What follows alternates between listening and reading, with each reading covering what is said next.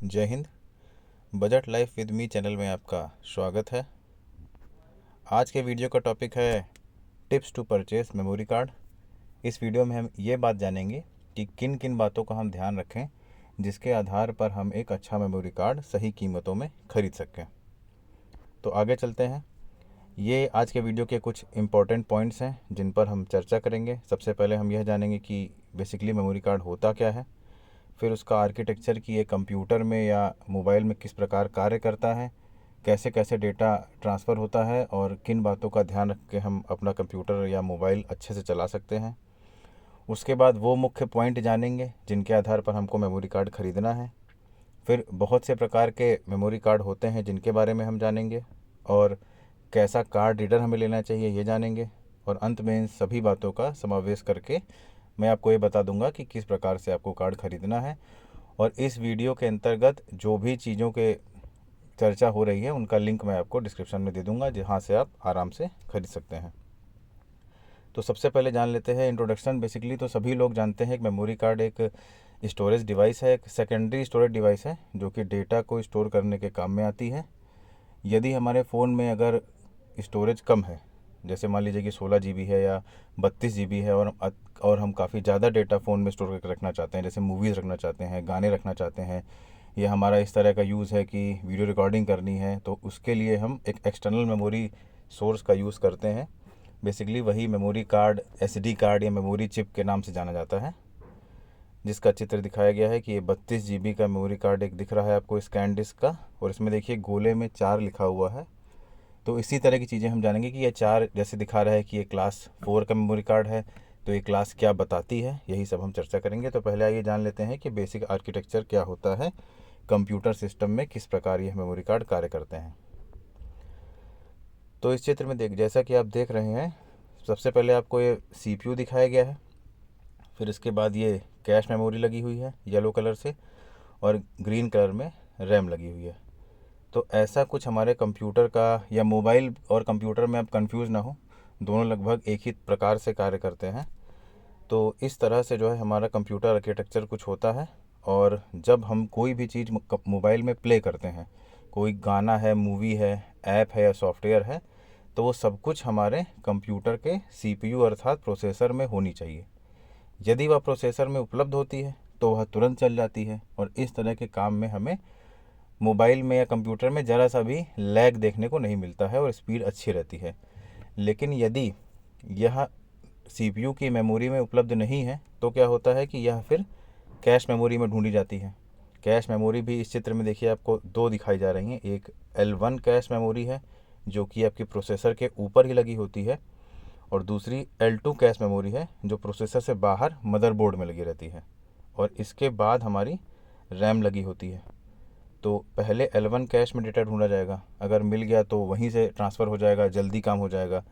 अगर L1 में नहीं मिलता है तो L2 कैश में ढूंढा जाएगा। यह सब मेमोरी का प्रकार है, और उसमें मिल गया तो फिर भी जल्दी ट्रांसफ़र हो जाएगा। और अगर L2 कैश में भी डेटा नहीं मिलता है, ऐसी स्थिति में जो है रैम में डेटा ढूंढ जाएगा। रैम में अगर डेटा मिलता है तो रैम से L2 में जाएगा, फिर L1 में जाएगा। अब इस प्रकार आप समझ सकते हैं कि जैसे जैसे डेटा हमारे प्रोसेसर से दूर होता जाएगा वैसे वैसे डेटा ट्रांसफ़र में हमें समय लगता जाएगा। और एक बात और महत्वपूर्ण मैं आप लोग को बता देता हूँ कि इतनी अधिक या L1 L2 कैश की प्राइमरी मेमोरी की, हार्ड डिस्क की या मेमोरी कार्ड की ज़रूरत क्यों कंप्यूटर में पड़ रही है। तो इसका सिंपल सा कारण ये है कि मूल्य के ऊपर ये सब आधारित है। जितनी ज़्यादा फास्ट मेमोरी होती है उसका मूल्य उतना ही ज़्यादा होता है। जैसे अगर आप इस चित्र में देखें तो सबसे अधिक महंगी L1 कैश मेमोरी होती है जो कि लगभग लगभग प्रोसेसर की स्पीड के बराबर कार्य करती है। जैसे कि प्रोसेसर आजकल 2.93 गीगाहर्ट्ज़ के हैं, 3 गीगाहर्ट्ज़ के हैं। गीगाहर्ट्ज़ से तात्पर्य होता है कि 10 टू दी पावर 9 हर्ट्ज़। तो एक सेकंड में 10 टू दी पावर 9 इंस्ट्रक्शन पर सेकंड ये जो है प्रोसेस कर सकती हैं। तो इस तरह जैसे जैसे हमारी स्पीड बढ़ती जाती है मेमोरी की डेटा ट्रांसफ़र को लेकर के, वैसे वैसे मूल्य बढ़ता जाता है। अब जैसे मान लीजिए अगर हम L1 कैश ही काफ़ी ज़्यादा लगा देंगे तो ना चाहते हुए भी हमारा कंप्यूटर बहुत अधिक महंगा या मोबाइल बहुत अधिक महंगा हो जाएगा। इस चीज़ का उपचार करने के लिए क्या किया जाता है कि L2 कैश लगाई जाती है जो थोड़ी सी सस्ती होती है लेकिन डेटा ट्रांसफ़र रेट काफ़ी अच्छी होती है रैम की तुलना में। लेकिन अब L2 कैश भी हम ज़्यादा नहीं लगा सकते हैं, तो उस खर्चे से बचने के लिए फिर हम रैम लगाते हैं, जैसे 2 GB लगा दी, 4 GB लगा दी। आजकल मोबाइल्स में 16 GB तक भी रैम आ रही है, या कंप्यूटर्स में भी आ रही है। तो रैम हम बढ़ा करके इस चीज़ को मैनेज कर लेते हैं, क्योंकि रैम एक सस्ती मेमोरी है। लेकिन रैम भी हम इतनी नहीं लगा सकते हैं कि सारा डेटा हम रैम पे ही रख लें। जैसे मूवीज़ हैं, गाने हैं, तो HD मूवीज़ हैं, 8-8 10-10 GB की तो मूवीज़ हैं, तो एक एक मूवी हम पूरी स्टोर नहीं कर सकते हैं। तो इस समस्या से बचने के लिए फिर हम लोग क्या करते हैं कि सस्ती मेमोरी पे स्विच करते हैं। और सस्ती मेमोरी जैसे कि आप जानते हैं हार्ड डिस्क है, सस्ती मेमोरी आपकी मेमोरी कार्ड है, और ऑप्टिकल डिस्क है। तो इस तरह की जितनी मेमोरियाँ होती हैं, ये हम सबसे अधिक मात्रा में लगाते हैं। इसमें हम डेटा परमानेंटली स्टोर करके रखते हैं। और बाकी सारी मेमोरी जो हैं, रैम, कैश, ये सब वोलेटाइल मेमोरी हैं, अर्थात वोल्टेज पर डिपेंडेंट है। जब तक लाइट आएगी तब तक इसमें डेटा रहेगा, जैसे ही लाइट जाएगी डेटा आपका सारा वाइप आउट हो जाएगा। तो इस प्रकार यह सिस्टम पूरा कार्य करता है। जैसे डेटा की नीड होती है, एक एक करके सारी मेमोरीज में ढूंढा जाता है। अगर वह डेटा दूर कहीं मिलता है तो ट्रांसफ़र होने में समय लगता है, और यही समय हमें प्रतीत होता है कि हमारा मोबाइल लैग कर रहा है या मेमोरी के बीच ट्रांसफ़र में समय ले रहा है। अब आगे चलते हैं, तो इसी चित्र को और एक स्टेप बढ़ाकर यहाँ पर दिखाया गया है कि बाकी सब तो सेम है, यहाँ एक सेकेंडरी मेमोरी मैंने अलग से इसमें दिखाई है। तो इसमें बस इतना समझने वाली बात है कि बाकी सारी चीज़ें तो एज इट इज़ कार्य करती हैं, बस रैम के बाद हमारी सेकेंडरी मेमोरी लगी होती है, और यही सेकेंडरी मेमोरी की जगह पर कंप्यूटर में हम हार्ड डिस्क का प्रयोग करते हैं, और मोबाइल फ़ोन में हम मेमोरी कार्ड का प्रयोग करते हैं। अब हर व्यक्ति की ख़रीदने की क्षमता इतनी नहीं है कि वो 256 GB मेमोरी का या 512 GB मेमोरी का मोबाइल ख़रीद सकें। तो इसके लिए लोग क्या करते हैं कि 32 GB का या 16 GB का फ़ोन ले लिया, और उसमें हमने अधिक स्टोरेज करने के लिए मेमोरी कार्ड अलग से इंस्टॉल कर लिया। तो इस प्रकार आप देख रहे हैं कि एक एक करके डेटा ट्रांसफ़र होते हुए सेकेंडरी मेमोरी से होता हुआ ये पहले आपका रैम में जाता है, फिर रैम से आपका कैश में जाता है, और कैश मेमोरी के बाद CPU में जाता है, और प्रोसेस होकर के प्ले होने लगता है। फिर अगर यदि किसी डेटा की आवश्यकता होती है, फिर वापस यह एक्सेस होते हुए सेकेंडरी मेमोरी में आता है, और इसी प्रकार हमारा पूरा बेसिक आर्किटेक्चर काम करता रहता है और चीज़ें चलती रहती हैं। तो अब यहाँ पर मेमोरी कार्ड हम सेकेंडरी मेमोरी की जगह पर लगाते हैं, तो इसे ख़रीदने के लिए हम उन किन बातों का ध्यान रखें जिसके आधार पर जो है हम एक अच्छा और तेज़ चलने वाला मेमोरी कार्ड ले सकें। तो इसके लिए ये एक पूरे चित्र में अच्छे से मैंने समझाया है, एक एक करके मैं सारी चीज़ें आपको बताता हूँ। सबसे पहले आप ये देख लीजिए कि ये है मेमोरी कार्ड। इसमें जो सबसे पहला 32 GB लिखा हुआ है, ये जो है इसकी कैपेसिटी बताता है। इसके बाद एक एक करके हम चीज़ों को देखते चलते हैं। तो सबसे पहले आपको जो है ये एक U के अंदर 3 लिखा हुआ है, आप देख सकते हैं, ये देखिए। तो ये U के अंदर 3 जो होता है, ये सबसे पहले आपको अल्ट्रा हाई स्पीड बताता है। और आप आराम से देख लीजिए कि this rating denotes a minimum sequential right speed for video recording. A UHS speed of class 3 card has a minimum sequential write speed of 30 MB पर सेकेंड। मतलब अगर U के अंदर, अल्ट्रा के अंदर 3 लिखा है, तो यह ये बता रहा है कि आपके मेमोरी कार्ड की स्पीड जो है 30 MB पर सेकेंड होगी, जो कि अगर आपने U के अंदर क्लास 1 कार्ड लिया हुआ, अल्ट्रा स्पीड क्लास 1 है, तो उसकी 10 MBPS होगी। तो आप अपने उपयोग के आधार पर देख सकते हैं कि आपको वीडियो राइटिंग स्पीड कैसी चाहिए। अगर आपका वीडियो रिकॉर्डिंग वाला काम है या फ़ोटो क्लिकिंग वाला काम है, तो इस तरह आप हाई अल्ट्रा स्पीड के कार्ड्स खरीद सकते हैं। और इसमें एक टर्म आया है सीक्वेंशियल राइट। तो सीक्वेंशियल राइट का मतलब क्या होता है कि बिट की एक स्ट्रीम चलती रहती है, और एक के पीछे बिट आती जाती है, और बिट बाय बिट डेटा क्रम से राइट होता है। फिर आगे चलते हैं, तो सबसे महत्वपूर्ण आता है, ये देखिए एक C के अंदर 10 लिखा हुआ है। इसके हम C से अर्थात क्लास है, तो सबसे महत्वपूर्ण चीज़ यही होती है कि जैसे पहले अगर आपने देखा हो, तो उसमें जो है क्लास 4 के मेमोरी कार्ड आते थे जो ब्लैक कलर के होते थे। फिर टेक्नोलॉजी एडवांस हुई तो क्लास 6 मेमोरी कार्ड आने लगे। अब ये क्लास 10 मेमोरी कार्ड है, और मोस्टली आजकल क्लास 10 अवेलेबल है। तो अगर आप अफोर्ड कर सकते हैं तो यही राय है कि क्लास 10 मेमोरी कार्ड ही आप ख़रीदें। तो क्लास 10 मेमोरी कार्ड से यही तात्पर्य है कि आपको ये 10 MBPS पर डेटा ट्रांसफ़र करने की आपको अनुमति देगा, और क्लास 4 है तो 4 MBPS है, क्लास 6 है तो 6 MBPS है। और सिंपल सी बात है कि जितना अधिक आपकी डेटा ट्रांसफ़र रेट होगी, उतना ही अच्छा आपका मोबाइल कार्य करेगा, उतना ही तेज डेटा ट्रांसफ़र होगा, उतना कम आपको लैग फील होगा। इसके बाद आप देख रहे हैं कि ये A1 लिखा हुआ है। तो A1 जो है एप्लीकेशन परफॉर्मेंस क्लास है, कि ये कैसा ऐप कैसा परफॉर्म करेंगी।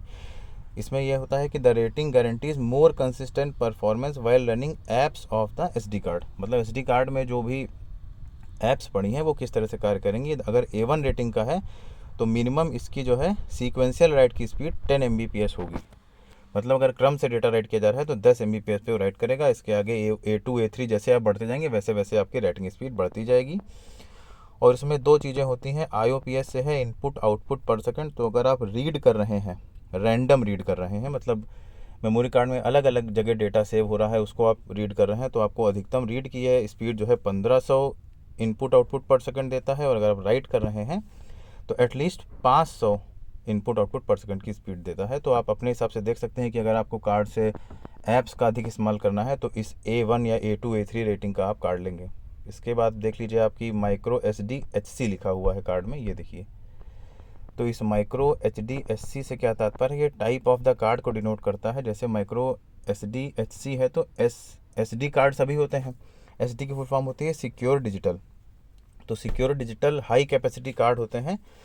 जैसे कि जो SD कार्ड है वो अधिकतम 32 GB के ही अवेलेबल होते हैं। उसके आगे आजकल माइक्रो SD XC कार्ड आ गए हैं। तो X से अर्थात एक्सटेंडेड कैपेसिटी से है, तो ये 2 TB तक के भी कार्ड अवेलेबल है मार्केट में। लेकिन आपको इस बात को ध्यान रखना है कि जैसे जैसे 32 GB से आप ऊपर जाएंगे तो जो पुराने आपके कार्ड रीडर हैं, जो SD कार्ड रीडर हैं, वो आपके XC कार्ड रीड नहीं करेंगे। और लास्ट में हम आ जाते हैं V30, जो आपका लिखा हुआ है वीडियो स्पीड के लिए है ये। तो अगर आपका वही है कि पिक्चर फोटोग्राफी का काम है, रिकॉर्डिंग का काम है, जैसे कि शादी में जो फ़ोटो रिकॉर्डिंग करते हैं, या प्रोफेशनल वीडियो शूटर हैं, नेशनल ज्योग्राफिक चैनल्स में जैसे शूटिंग होती है, तो इस तरह के कार्य के लिए आपको, तब अगर आप इस तरह का आपका बैकग्राउंड है काम का, तो आप इस V30 रेटिंग्स को देख सकते हैं। जैसा कि इसमें कहा जा रहा है कि this rating was created in response to high resolution high quality 4K recording. तो अगर आपको बहुत अच्छी नेशनल ज्योग्राफिक है या जानवरों की रिकॉर्डिंग करनी है, एनिमल्स की, वाइल्ड लाइफ की रिकॉर्डिंग करनी है, तो आप इसमें 4K में रिकॉर्डिंग कर सकते हैं। बहुत हाई पिक्सल की रिकॉर्डिंग ये होगी। और ये जो V नंबर आपका है यह बता रहा है कि जो है V30 से है कि 30 Mbps की आपको स्पीड दे देगा सीक्वेंशियल राइट की। तो क्रम से जो है डेटा राइट हो जाएगा। तो इस प्रकार से जो है एक मेमोरी कार्ड को ख़रीदते समय आपको इतनी बातों को ध्यान में रखना है। लेकिन इसमें से बहुत सी बातें स्पेसिफिक यूज़ की हैं। जैसे कि आपको नॉर्मल कार्ड लेना है तो आप सिर्फ क्लास के आधार पर ही ले सकते हैं। अगर आपका ऐप से रिलेटेड काम है तो माइक्रो SD HC स्टैंडर्ड को आपको देखना है। अगर आपको वीडियो रिकॉर्डिंग से रिलेटेड काम है तो आपको V30 रेटिंग्स देखनी है। और अगर आपको ऐप चलानी है तो ये A1 रेटिंग देखनी है। तो इस प्रकार आप जो है अलग अलग स्टैंडर्ड्स को ध्यान में रखकर कार्ड को ख़रीदेंगे तो मुझे ऐसा लगता है कि आप अच्छे से कार्ड को यूज़ कर पाएंगे और कार्ड वो आपको कभी भी किसी प्रकार की दिक्कत नहीं करेगा। फिर आगे चलते हैं। तो अगला है कि कितने टाइप से कार्ड आते हैं। तो जैसे जैसे समय चेंज होता जा रहा है, अलग अलग डिवाइसेस में अलग अलग प्रकार के कार्ड लगते हैं। जैसे माइक्रो SD कार्ड आता है, ये सबसे छोटा होता है, मोबाइल में सबसे ज़्यादा आपने देखा होगा। इसके बाद SD कार्ड आता है। तो SD कार्ड माइक्रो SD से थोड़ा सा बड़ा होता है और ये जैसे आपको कैमराज में लगेंगे। फिर CF कार्ड आते हैं और CF फास्ट, फिर CF एक्सप्रेस आते हैं, फिर XQD कार्ड आते हैं। तो ये जो क्रम है ये रिकॉर्डिंग स्पीड बढ़ने के क्रम में है कि जैसे जैसे आपकी कार्ड का स्टैंडर्ड आने का बढ़ता जा रहा है वैसे वैसे एक तो उसकी कैपेसिटी बढ़ती जाएगी और उसी के क्रम में उसका जो है डेटा ट्रांसफ़र की रेट बढ़ती जाएगी। तो जितना अधिक डेटा ट्रांसफ़र की रेट होगी उतना अधिक स्पीड से आपका जो है डेटा ट्रांसफ़र होगा कार्ड से मेन मेमोरी में, फिर मेन मेमोरी से आपका प्रोसेसर में। तो आपको किसी प्रकार का लैग महसूस नहीं होगा। फिर आगे चलते हैं।